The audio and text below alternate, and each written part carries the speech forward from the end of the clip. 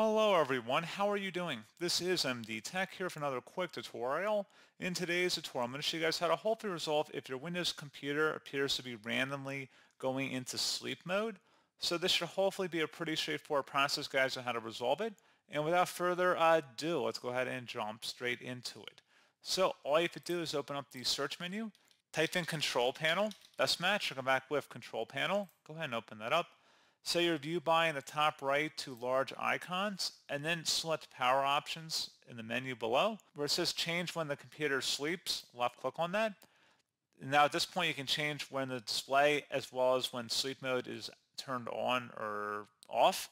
So you can set it to never if you don't want to ever put the computer automatically into sleep mode or turn off the display, or you could set it to a 1 minute interval even if you so choose to do so.